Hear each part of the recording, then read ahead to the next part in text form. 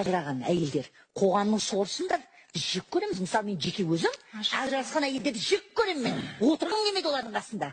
Ажырасқан әйелдер қоғамның соры деген, қоғамның қайғысы деген сөз. Ол біздің қайғымыз, ол күлетін нәрсе емес, ол жылайтын нәрсе.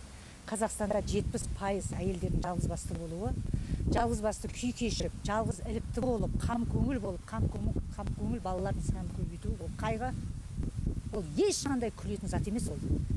Ажырасқан әйелдер қоғамның соры. Бұған қай типтегі әйелдер жатады?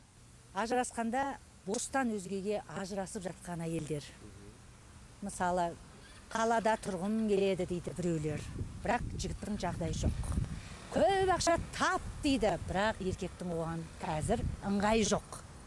Жоқ, мен 5 бала емес, 1 түйір бала табам дейді.